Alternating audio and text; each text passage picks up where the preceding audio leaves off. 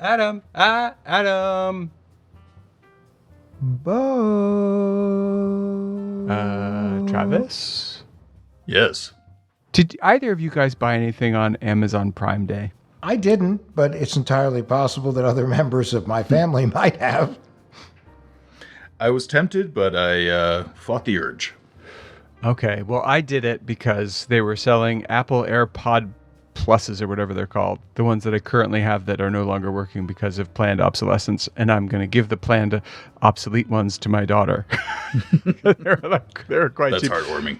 It's a heartwarming tale of sort of generosity. But I'm wondering, like, those scams. I'm sorry, maybe I'm getting ahead of myself. Are there scams related to Amazon Prime Day, guys? Oh, there are. And whenever I hear Amazon Prime Day, I just remember one of my favorite football players, Neon Deion Sanders, also known as Prime Time. Oh, I hear a theme coming here, Travis. Like prime time for scammers, perhaps? Or Prime Time. No, I just think, like, were I to say, like, this weekend I enjoyed a beautiful grilled prime rib, I would be interrupted by Prime Time. Yeah, see, you know this about Adam. He wants to be the voiceover guy for every single tasty object for sale in the world. Come on, wouldn't you like to just be able to be the voice of Prime Time? I kind of want to hear Travis say it. Travis, do you think you could do it a little less ASMR? Yeah. Yeah, a little less creepy. Prime time. All right, guys. Are there scams related to Amazon Prime? What are the scams? Come on. The scams are everything from there was a problem with the order that you made. There was something wrong with the credit card. Or we just want to make sure that you're there when delivery comes because someone has to be there to sign for the delivery of this particular product. Because wait, so it's just like a standard, like they're just using the Prime Day whatever to guess. I hate this. So it's the same old story. Always. It is indeed. Yep. So they're just guessing that I bought something, and they're going to, without giving me a specific product, they'll say your order didn't go through. And that could happen at any time in the next 3 or 4 weeks, right? Same music, different lyrics. Or they'll find a product that they will be pretty sure that you want, like AirPods, for instance, and then say that they're doing a really, really, really low price on them. And the link will go to Amazon.com or something along those lines. Amazon. Well, I mean, I just got an ad in my inbox saying that it was Summer Black Friday, and this was for a business that was not Amazon.com. So right now, it's just this huge time of year for e-commerce sites to start, doing these deep discounts. But that's also like it's for a holiday that doesn't exist. Exactly. Yeah.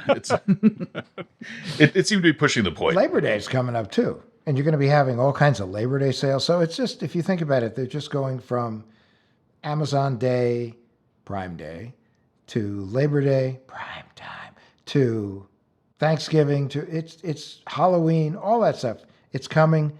They simply, again, same music, different lyrics. So, Adam, what I'm hearing you say is that when it comes to scams, it's always Prime Time. Welcome to What the Hack, a show about hackers, scammers, and the people they go after. I'm Adam, cyber scam bedammer. I'm Bo, cyber damp ham. And I'm Travis, cyber gute Dämmerung. And today we're here about a so-called art heist of a different kind, and how an acclaimed artist finally got his money back many, many years later. Please welcome Rudy Shepherd.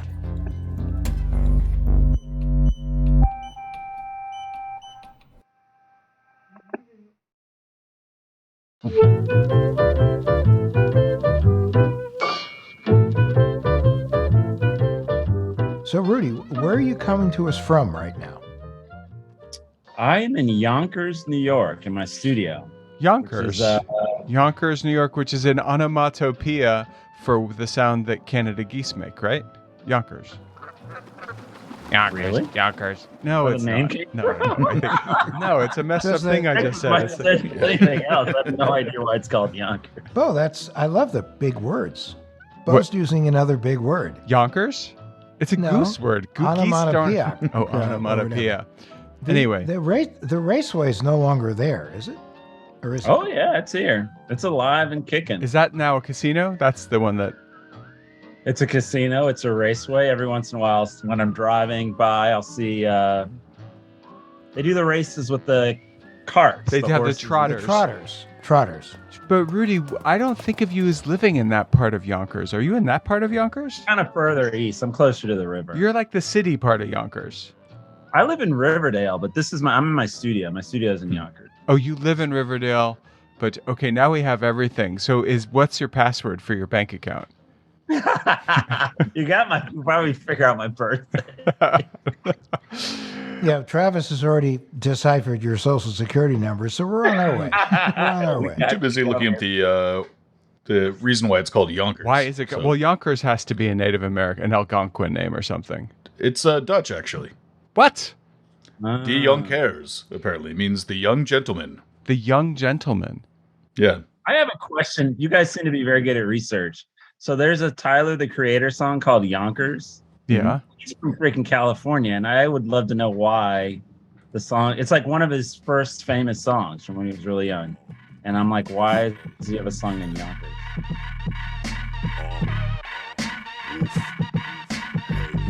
I've already found out. What's the answer, Travis? Yeah. He created it as a parody of stereotypical 1990s New York hip hop. Nice. So he all was right. making fun of everybody who was actually from Pelham. Pretty much. All right.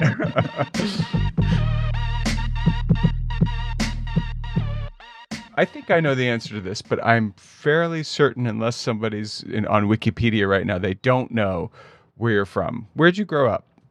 Man, that is a complicated question. Do you want the real answer? Yeah, I want the one that's going to give us the security answers for your password. Mother's maiden name. Well, Worked at either that or the answer that you give, when the CIA contacts you. No, but really, where'd you grow up?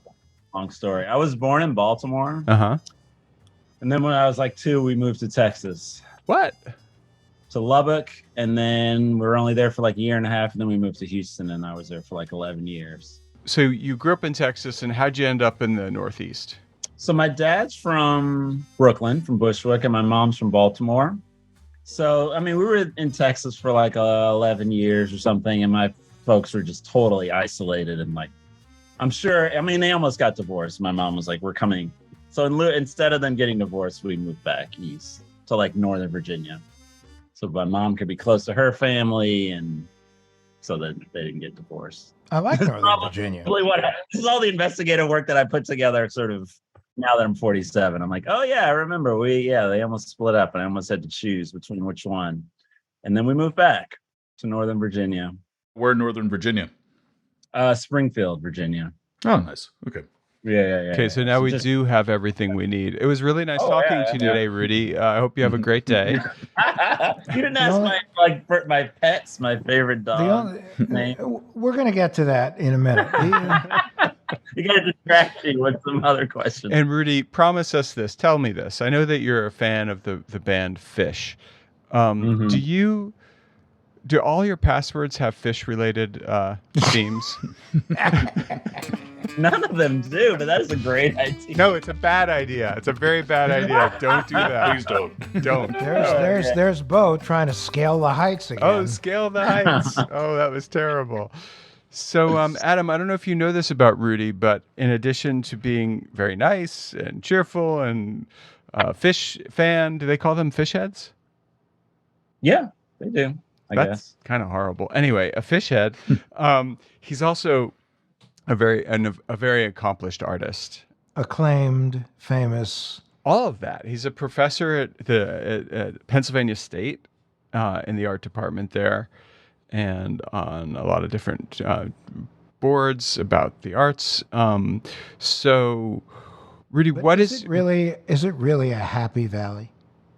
Well, I was going to get to that. So you like Greek life, Adam. I don't.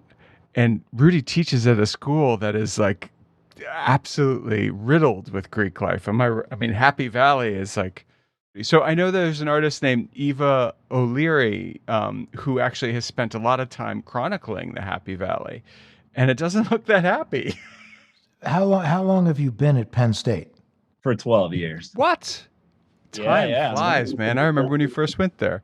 So now your art practice, can you tell us a bit about it? Because I know Travis and Adam probably aren't so familiar with what you're up to. So my work, I mean, I've done a lot of things over the years, but it's all been sort of political, looking at race and identity and things like that. So when I was in college, I was kind of looking at history and slavery. Like I went to undergrad down south in North Carolina. So it's like, there's all this history all around you and monuments and, they used to sell slaves on that rock, that kind of shit. So I was like kind of delving into that and seeing the connection between that and like the that I went through as a kid and the, one black kid in like mostly all white schools and things like that. And all the expectations and racism, the positive and negative, like, oh, he's really cool or he must be good at basketball or he's into rap. And actually I was into like everything, punk rock and skateboarding and like, I never really fit in the box. And so that's kind of how I got to art. Right. So at first it was sort of like trying to look at systems and all that. And people were just getting annoyed and like feeling guilty. And it had sort of a real limit to it. Now, hold on. When you say you're trying to look into systems, what do you mean by that? Just for like people who may not know. Like how black people ended up here and how they were treated when they first got here and how that relates to like how we're perceived now. You know what I mean? Got you.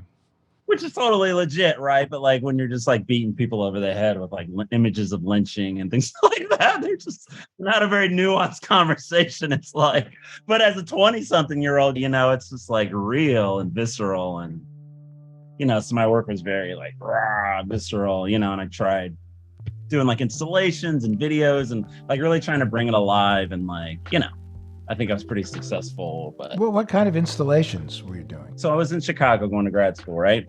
And Ida B. Wells is from Chicago. She did all this research on lynching, right? So I went to the Historical Society and did all this research. This is a little pre-internet being what it is now. And researching lynching in Chicago or just in general? Just lynching in general and Ida B. Wells and like her. So I found this page of statistics and here's all the people that were lynched from, 1882 to 1968. It's kind of the time period, Reconstruction.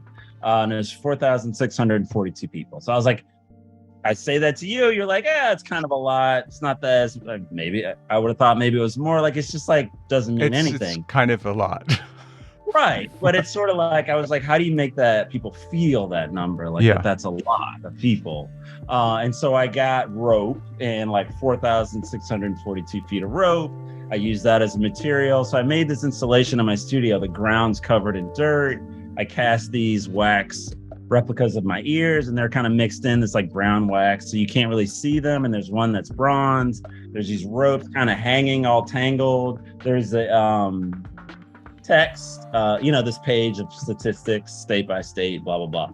That's all going on the wall and it's photocopied. Each one is like a generation. So the information gets kind of erased to zero. How photocopies work. Like And then I had a photograph like of a lynching and I did the same thing with that. So each generation, it just sort of like blurs and disappears. And just think about how history gets erased. But when you walk in the room, like you can't walk in the room and see the piece without stepping in the dirt and getting it all over your feet. And when you leave, you walk out and you take it with you and you're kind of marred by it. And so thinking about how like we're all implicated, you, me, like our instead of this idea that like, well, I wasn't there, I didn't do it, so. When you think about the installation and you think about the history, the tragic history of all this, it's amazing, it's mind-boggling that in the past year, finally, Congress passed an anti-lynching law. Yeah, a little late, but 70 years late, but I guess better than never. So where did you go from there? So that was after the end of my first year of grad school. So I took all that rope. I went to this art residency in Maine and I did this installation out in the woods. I guess like a public art piece in the woods. And I took that same rope and I wrapped it all around these trees. And it became more of like a memorial. So like to see the piece, you had to like walk like 10 minutes into the woods, and I would take you and you would see it, and it ended up being more of like a memorial and kind of like an experience, and like kind of more of a similar, like the piece was in a similar place of where something like that might happen. And, it just sort of like, and then people would talk to me about it. It was like a totally different experience. It shifted things. It was more of a homage to those people that died, as opposed to just like smack, like using them in this sort of, with the best intentions, but sort of like in a salacious way. Like, oh, these dead people, it's on you, it was sort of like honoring them more. And that sort of was like a little bit more like, maybe this is a little more of an interesting experience. So I did a performance where I was just at this residency called Skowhegan. So I did this performance where I had like all 60 people were there, like meet me at the edge of the woods. And I was like painted in all white, like totally nude. And they didn't know what they were going to see. Most people hadn't seen the piece. And so I just turned around and I started walking to the piece, and they started following me. And it's like a 10-minute walk, literally just through the woods in Maine, from the residency off into the woods. And then, when they get there, they kind of like see the piece and they see me, and they understand like I'm the victim and they represent sort of like the lynch mob, which was, from what I understood, a mix of people that wanted to be there, that were for what was going on, and kids and mothers and people that didn't want to be there, that were just sort of like, oh, shit, this is going on, which was a part of this phenomenon that I was interested in. It's like when you see, people send me all kinds of shit. So when you see pictures, you see like little kids and they're like, what the fuck is going on, Dad? Why are we here? This is not cool. But they're so was there a sort of punk rock vibe to that? It sounds a little punk. Oh, for sure. Yeah. It was like a little bit of a bait and switch. And you know what I mean? Like, wait a minute, what do I represent? Which I was really into. And to take it like too far, like when we got in the middle, there was like kind of a ring space that I made with all the trees. I played like Strange Fruit by Billie Holiday, and that sort of was like that. Mm-hmm. Probably didn't need to, but it was definitely like the emotional, like.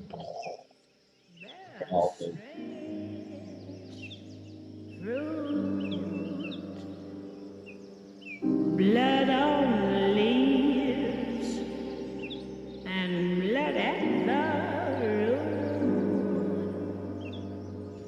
Black bodies swinging in the southern breeze. Strange. Now, what year was this in, Rudy? That was the summer of 2000. So it's 22 years ago. Yep.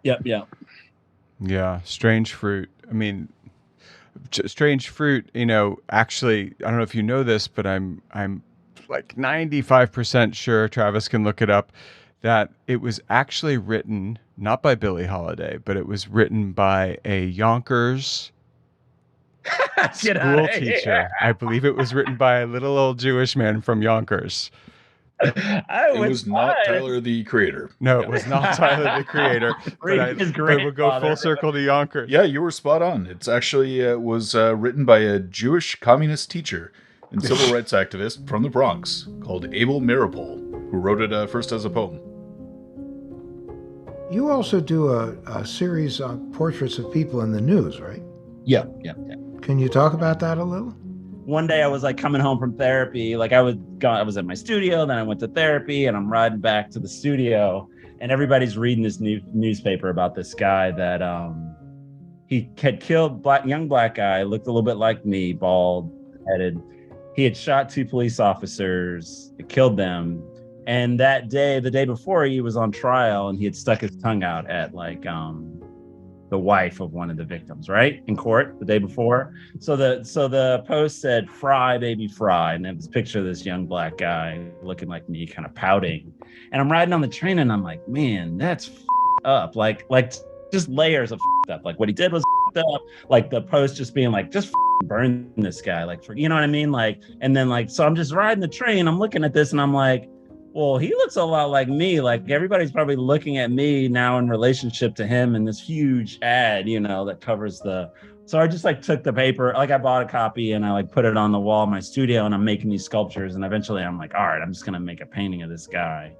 And it just led to another portrait of another black guy in the midst of some terrible thing that he did or didn't do, and just how the media like But Like, the also guy had- heroes. But you also paint heroes, Rudy. I mean, from what I mean. yeah, when- but it started off with this. It started off It very did. specifically with these people and how they were kind of convicted by the media, and this sort of examination of like how in America we don't have like one religion, right? But like, so the media kind of stands in for like the arbiter of like our morals. Like, this person's good, this person's bad. Don't do this. Oh, this is embarrassing. Let's laugh at this person now. Like the machinations of how it's sort of like we're all on board on like kind of one ethos. Like, that's kind of like what the project's really about, is like how the media is just sort of like, this is good now, this is bad now, don't be like this person, be like that person.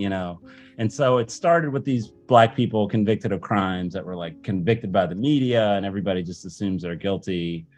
And then it kind of grew into looking at both the criminals and the victims, and like trying to make portraits of both of them and mixing them together and not telling you who's who. And like now they're just people again. And then you can look at the little index and see like, oh, I'm supposed to hate this one, I'm supposed to feel sad about that one, and just kind of exploring that and how it's presented.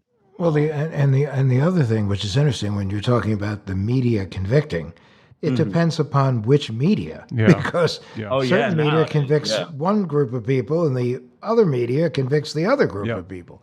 Yeah. So yeah. Well, this seems like perfect for social media. Do you post this online? I do. Yeah. I mean, that's what happens sort of a couple of years into it, is that like, usually at first it was just like, all right, I have a show every 2 years, like classic sort of artist cycle. And so I'd be making this work, and then I'd put it up, and like people would be like, who's that again? There's kind of this lag of time, and people forget half of the people that are on every paper for a week, and then they disappear, and then I kind of got frustrated with the time lag, and I started just like seeing something in the media, making work about it, and then like putting it on social media. And is it very fast? The work's fast? Well, within the day. I mean, I don't like super fast. You know what I mean? Like, I might like literally be on my way to the studio, see a newspaper, and just like make work about that day, and then post it. And people are thinking about it. They've just seen the same story, and it just leads to this like more kind of active conversation with other people that are seeing it.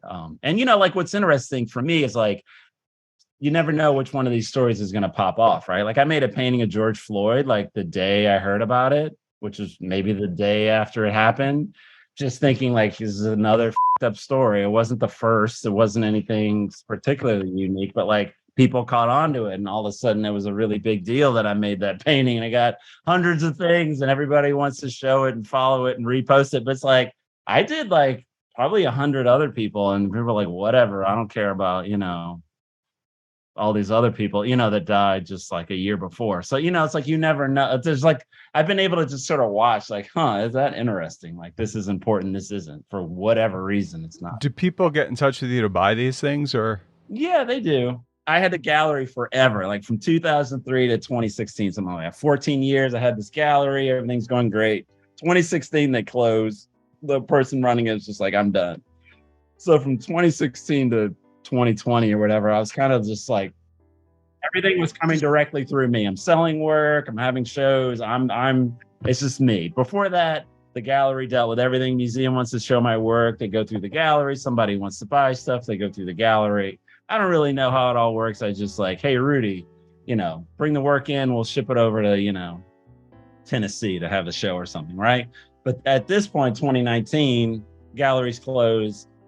Definitely things slow down, but every once in a while somebody reaches out and wants to buy something, and I sell it to them and I mail it off to them, and I get 100% of the profit. So it's great, right? So I have a website, right? And it has a contact page. So like nowadays, like by 2019, like that just goes straight to the trash. My email has figured out that this 95% of it is just straight garbage. Ads and just random bots and whatever. So I have to look in the trash every once in a while, because sometimes there's a legit like, hey, like come have a show at this gallery or something like that. So I'm digging through the trash and I see like, hey, I want to buy some of your art. Did you smell a rat? No, I didn't.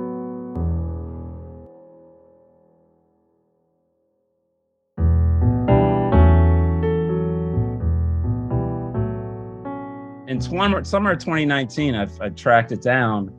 One guy reached out to me, wanted to buy a piece. I made a painting of Nipsey Hussle. Like, was it one of these portraits that you post on your Instagram account? Yep. I posted it on there. Remember, he was assassinated. Yep.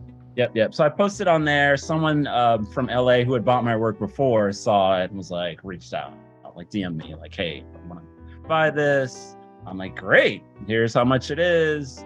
I pack it up. I mail it off to him, and it gets damaged on the way. So then he's reaching out, like, oh, the piece got damaged. So he sends it back to me. I'm like, all right, what are we gonna do? I need to refund you. He's like, why don't you make another one? So I make another one. I send that to him. He's like, I don't know. It looks different. It's not quite as good as the first one.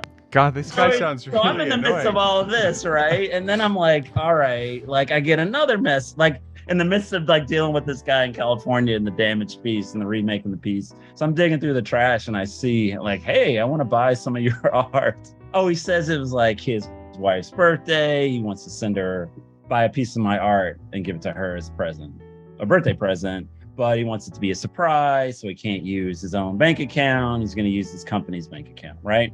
Now wait, no, stop, I gotta stop you right there. Yep. Is he looking for his wife's present to be one of these really punk rock images from No. your Well, he portrait doesn't say series? at first. He's just like, I want to buy a piece of your art. And then I'd say, well, pick something out. And then we'll go from there. I'll tell you how much it is or whatever. So he picks out one of the holy mountains, which I'm like, that makes sense, right? They're just pretty mountains. So it makes sense. I'm like, great. Yeah, of course you want them. Yep. It's all tracking, So it's $1,600. So he's like, all right, well, I'm going to pay you twice that, and you're going to pay the shipper. And then the shipper is going to, the shipper will be in touch with you directly. I'm in wherever he is. And, so you guys can just like work that all out. So I'll send you this check from my company and then you pay the shipper. Did he say what the company was? His company? No, he didn't say in the email. Right. Okay. No, but why was he sending you twice the Because he's amount? using this art shipper. He said that he wanted to buy your Holy Mountain piece, which is a wonderful piece, and that he was going to send you extra money because it should cover shipping, handling, and a lot of other stuff. And Yeah, so that was the idea. Maybe there'd be extra left over. He'd get it back or something. So Okay. Huh. And is this something you'd run into before? No, never. Okay. So definitely unusual. I think I was distracted by the other sale that was kind of going. So when I sent the first thing to the first guy, like I rushed. I was just like, I just grabbed it and like didn't wrap it very well and dropped it off of the, like, why did I rush? I'm like distracted and worried about, oh, what does he need his money back now? I'm talking to my friend over here about, I'm like in the midst of that and whatever else is, I can't think of what else might have been going on, like life and whatever, and just not paying a lot of close attention. And also just like, man, it'd be great to get this $1,600 for this art piece. I could sure use the money. Right. And sort of like, Right. accommodate. Well, what you should do, Rudy, is you should market them as crumpled up, and then you don't have to worry about the shipping. Right. Extra papers. But this is, this is how these guys work. Is that obviously you're distracted, you're busy, you're living life, you're doing your day job, and within the context of that, they try to catch you. Yeah.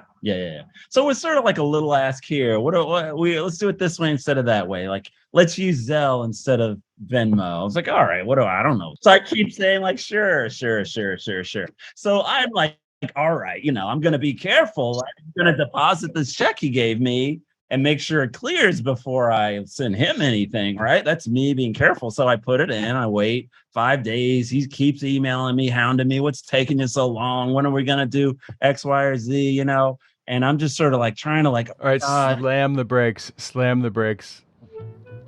But that was a good move. That was an excellent move. No, but he was the right move. But Adam, what I'm hearing, Adam, is the rush. Mm-hmm. Yep. Oh yeah. Oh, everything is yes. Today, urgent. Was he poking you hard? He was really trying to get you to get going? Every day email at least once or twice, right? And this is all happens within a week and a half, but he's pushing. And I'm like, oh God, I got to do some kind of due diligence. So I don't know I've learned a lot through this, right? So like, Citibank will just clear a check. It doesn't mean anything. They haven't done anything. It doesn't mean it's really cleared and I don't have to worry about it anymore. So it goes from pending, I don't know if you have Citibank, but it'll sits up there under pending and then it'll drop down to like, now it's really in, if you bought something. And this is through the company account, right? Yeah. Okay. Yeah. SJ something, whatever, some random thing. That's not the guy. It's not the shipper. It's just right. See, so it clears, and then I Zelle him, like this $1,600. What happens next is, so he asked me for more money for something else. I don't remember this. I don't have it written down anywhere. And Right, but by the but time that happened, I already had figured out like, no, oh, but have you sent the art? no, that's the thing. We're on to like we haven't even gotten to. He sent me the check. I sent him the money. Now he's asking for something else. He hasn't even asked me to send him the art yet. All right, Adam. So I'm trying. I feel like I'm hallucinating. Mhm. He got a check from this guy, From the buyer, from the guy's company. from the guy's company, Right. and he goes to cash the check. Yeah. And before that is finished, he's asking for money back. Do I have that right? Yeah, and I'm feeling guilty, like, oh, I've got the guy's money, you know what I mean? And I haven't given him anything. I think that was part of it too. Like in that interim time when I'm Interesting. waiting, I'm feeling like a bad person for like holding on to his money and not giving him anything. Because to me, it's in my account, so I'm feeling the pressure of like, oh, I better. Well, but finally it cleared. You did the smart That's what I'm thing. saying. Once it cleared, I'm like, oh, I better give this guy his money or whatever. Yeah. Get the ball rolling. So, but let me ask you a question, Rudy. When he was pushing you and saying, "Did you get the money? Did you get the money? Can you send me the money? Did you get the money?" Yeah. What about the art? Was he saying, "Have you sent the art? Do you have a certificate of insurance? Where's the shipping label? What's going on?" Nope. Nothing. So that is a clue. You gotta remember, this is all happening within like a week and a half. There wasn't a lot of time. No, You know what I mean? also Like, have this. You also have another person who's annoyed by not getting the painting. Yeah. That I'm over here doing kind of thing with. Meanwhile, the guy's really saying to you, "I sent you 3,200, but can you send me 5,000 back? Just and the art." Exactly. That's kind of where it's going. Like the next request is like, now somehow. Did it go there? Well, I think what he was saying is that like, oh, the shipping's going to be even more. Like, can you send another 500 or something? Something like that, or front it, or it's like bleeding you. Like yeah. So that's when I was like, no. Well, that's like Bo has a scammer, Thomas, and Bo's offering him $5,000 to come on the show and tell his story, and Thomas is going, "No, I just want my $30." So once like Bing, he's asking for more. I'm on the phone now. I'm on the phone with Citibank. Like, can you turn this around? Like, I'm trying to make it their fault. Like, why'd you clear it if it wasn't real? And they're saying, sir, you should never have used Zelle. Like, that's only for people and there's no reversing a Zelle charge. Like I'm on to fighting with them and trying to placate the guy in California and get him their piece. And like, I pretty much stopped talking to the guy. How much did you send him from Zelle? 1,600. Okay. Right. Now, and how much was the check? 3,200. No, and he disappears basically. But the check was $3,200. Yep. But the check was a bad check. Yeah. But you know how long it took for it to go bad? It took 3 months or something like that for the city. 3 months. Like, the check is no good. I'm like, how could I have waited 3 months for it to find out from you? You sent him $1,600. He sent you $3,200. You did that on the strength of that check clearing. Yep. I don't get the problem. Oh, the problem is that I reached out to the bank and I said, this is a scam. This guy isn't who he says he is. Can you just reverse the Zelle charge? Right. What'd they say? They said no. They said, Zelle, like you sent a Zelle to them. It's none of our business who they are. Like, we're not getting in the middle of it. Like, did they know the check was bad? It was some African name. And I was like, yeah, they told me to send it to them. And that's who I sent it to. Well, they're like, you did what they asked you to do. If you didn't know who they were, you shouldn't have done it. But wait, did they tell you about your check clearing or no? Well, then I got to talking to them about that. Like, I sent it to him because you said the check was good. There was a time in there when I was fighting with them. I knew that check was going to bounce, or like I had like a pretty good, you know what I mean? Yeah. Like I had a pretty good understanding. Mm-hmm. Like, I'm sending money to some African guy, the guy in the email, some white guy, which, makes you feel comfortable. And the company the check comes from is just some other random, like, I just put it all together. I was like, maybe there's some off chance the check's going to clear. I'm going to keep the money, but probably not. You know what I mean? Like, I'm sitting for 3 months. In the meantime, I'm talking to Citibank. Like, can we just like stop this before it happens? Or like, it just happened a minute ago. Can you, like, I feel like as soon as I sent it to Zelle, it just like, I feel like just right away, I was like, oh no. Well, Zelle now has warnings about the fact that make sure you're sending it to somebody you know, because we ain't giving it back. Yeah. And at this point in 2019, you can look it up. Zelle was they were it was new. new to me. It was super new. I was like, what's Zelle? I don't know what Zelle is. But the $1,600 is in this dude's account now, Yeah. and he just disappears, or does he say like, "Where's my art?" Or is that the end of him? No, he doesn't say where's my art. He asked for like something else, like $500 more for the shipping. It's going to cost more.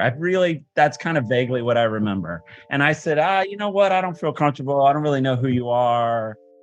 And like, he may have feigned like one response, and then he just disappeared. He's like, I've gotten as much as I'm going to get out of this sucker. I think he's on to me, is what it appeared. I mean, he literally just didn't ask for any art, nothing. That's how I just knew it's not real money. If it was, he'd be asking for his art piece. It just confirmed it. I think that's what confirmed it before the check bounced 3 months later. That guy just disappeared. So for 3 years, guys, 3? I'm What? like 3 years. What? I sit just hosed, right? Crying to my friends, crying to anybody that'll listen. And then I find out, okay, so there's 2 pieces of the story. So I find out that this actually happened to my wife's mother's husband, second husband, right? It happened to him like a couple years before, but he didn't tell Also an artist? because he was embarrassed. Yeah, he's like a self-made artist. Like he retired and then became an artist. And it happened to him. And it happened so many times. He's living up in Buffalo, right? And he's part of this like art collective. It happened to so many people in the art collective that it says on their website, people don't respond to these emails. But he never told me because he was embarrassed. He's like this macho guy. I can't tell anybody I got scammed. Literally beat for beat, the exact same thing happened. This is why we're all here. Because your appearance on this show and telling your story, other people will, God willing, avoid the problem because someone had the courage to step up and go, I did it. It happened. Yeah. Life happens. Yeah. I was just about to do it, actually. No, sorry. I blamed this whole thing somehow in my mind. I had, there's like this Bronx art collective thing that I joined that I was like, my ex was like, oh, you should join it. You'll get grants and stuff. And I'm like, it put me on this list with a bunch of like, people that like represent themselves, and I'm sure people go to that website and they just like hit all those people. You know what I mean? They're sort of like, it's pretty clear you're probably like selling your work yourself. You don't have a gallery. Right. So nasty. It's like they're going after the Vincent van Goghs of the world. Yeah. But Vincent van Gogh had an art dealer brother, but still. They're going after the people that are sort of like, like. No, it's the independent contractor. Go after the independent contractor. Yeah. Exactly.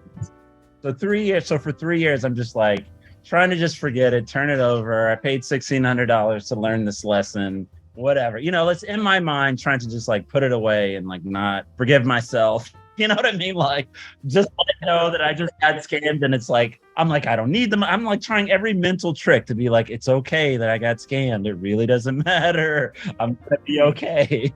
Where I'm from, in Yiddish, this would be known as Rebbe Gelt, which is the money you pay the rabbi to learn the lesson.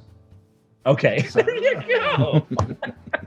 Here's the thing, $1,700 shows up in my bank account like in May of this year, 2022. What? 3 years later. Nice. I'm like, well, that's cool. And in my mind, even before I know what it is, I'm like, well, that's I'm already like, a lot's happened in 3 years, like a lot. You can ask Bo, like so much drama in my life. Kid, drug problem, goes to rehab. So this is karmic payback, literally.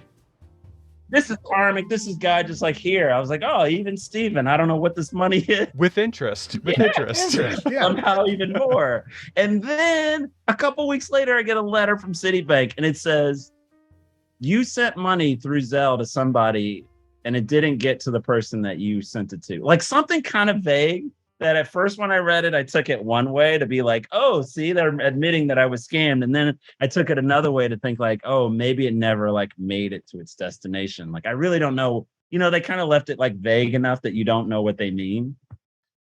Like the money you sent didn't go to the person you meant to send it to. But you saw the money go. Why? That could mean that it bounced, like it didn't make it to its destination. They got busted. They're admitting that I got scammed and I sent it to like the person, which was I was trying to say is like this isn't who I was sending it to. It's the Prince of, Nigeria. So I have no idea. I got my Wait. money You mean the money that I sent to the Prince of Nigeria wasn't really to the Prince of Nigeria? back. Yeah. And so You you're have giving to it send back that to money. me? I did that. No, I did that too. You have to send that money if you want to get the estate settlement for the $2.6 million. Well, that's true. I did that. Yeah. Oh, it's totally. I haven't got my money yet, but they said it might take like 10 or 12 years. No, but Travis and I have each bought a Ferrari, so we thank you for the money, Bo. Yeah, you're welcome. You Yeah. rat finks. Travis, you got anything? Yeah, did you ever do any like kind of follow-up research on either the name or of the person or the name of the company? I mean, I think I did early on, and it kind of didn't. Well, Travis will. Don't worry about it. Well, I don't. I mean, I sort of have erased everything now from my. Yeah. I mean, Sure. well, it's been long enough that it's just buried in my email somewhere. But yeah, I guess one of the main things I'm wondering is whether or not that was like a stolen check from an actual business, or if that was a phony business that had been set up, and kind of how that factored into it. Yeah, I mean, I don't really know. I don't know that I looked up the company. I think I looked up the initial guy, like Malcolm, blah blah blah.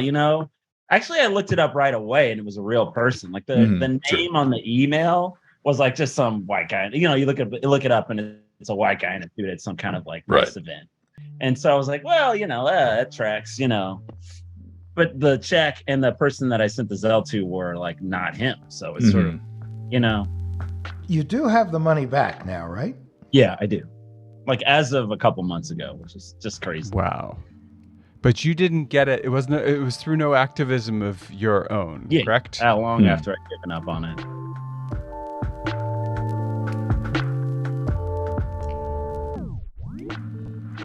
All right. So, well, we know that, your art is always looking at forgiving wrongdoers. If you can. Right, exactly. Right. Yeah. Being understanding, showing the heart, showing the love. And I'm sure this is one wrongdoer you don't feel like you want to show the heart and love for. Yeah, I mean, it really had me questioning like human nature. Just like, are people evil? Am I wrong to be so like, well, maybe that murderer, had not a good reason, but extenuating circumstance. It's just like that whole sort of belief system that it's all just way more complicated. I'm sure what was going on in the back of your mind was that if it was just a 1600, I might have forgiven him.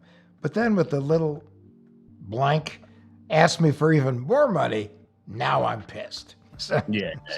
And I'm hurt and I'm embarrassed and it goes beyond the money to like I talked to a friend of mine and he was like, yeah, you're just out there like in your art and like putting your heart out there and working your hardest, and for somebody to take advantage of you there specifically, right, is somehow just really hurt even more.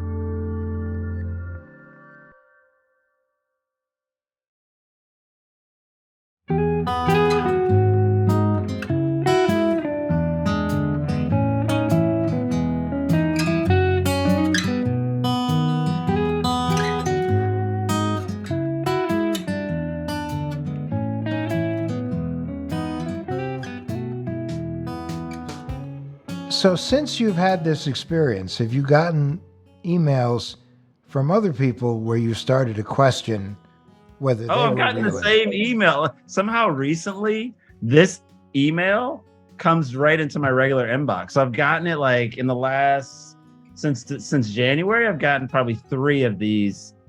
Change the names. I'm buying a gift for my, like literally word for word. They didn't change the email. So it was at the end of last year that the Consumer Financial Protection Bureau issued more guidance to banks about what losses that they actually need to cover in the case of fraud.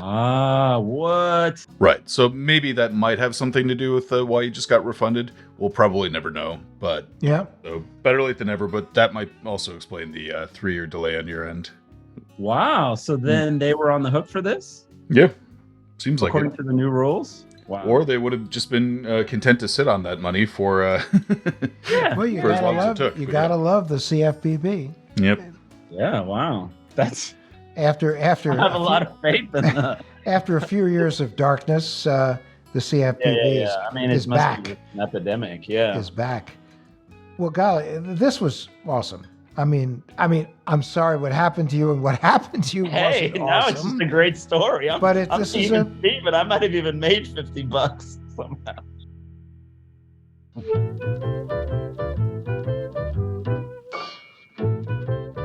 I think one of the important things to remember in all of this is when it's your product, you have a perfect right to dictate terms of the sale. When it's all about what you're getting paid, I think it's important to be in a position to take the smart route, which is I want to be paid the way I want to be paid, not the way you want to pay me because you're buying something from me. Well, now it's a funny thing that you bring up there, Adam, because Travis and I both have plenty of experience as freelancers. And Travis, when you make a website for somebody, do you get paid up front? At least in part. Yeah. No, but you also have the ability to say, like, you can turn the keys over to said website or not. Right. Like, you have the code.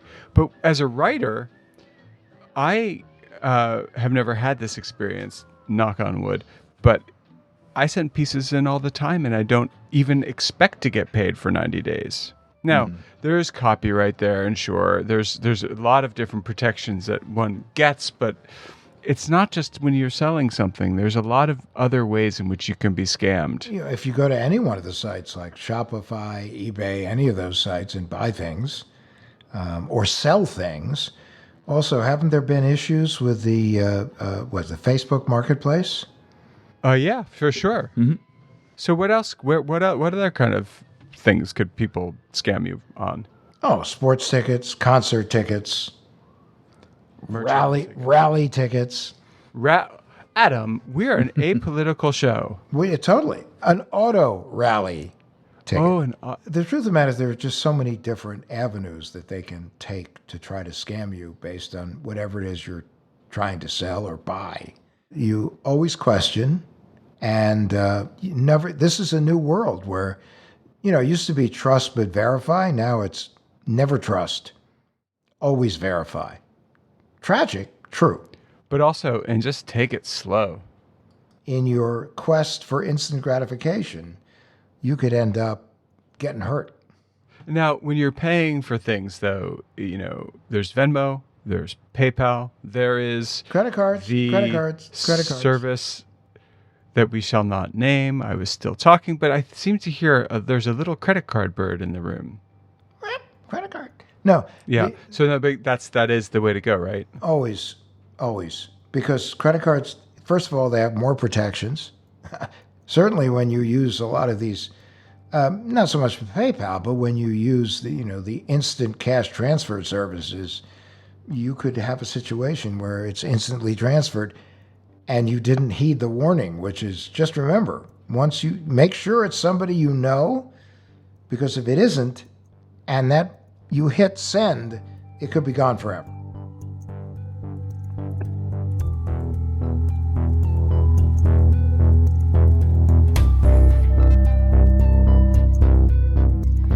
Thanks, everyone, for listening. And if you liked the episode, please give us 5 stars and leave us a review on Apple Podcasts. What the Heck with Adam Levin is a production of Loud Tree Media. It's produced by Andrew Stephen. You can find us online at loudtreemedia.com and on Instagram, Twitter, and Facebook at Adam K. Levin.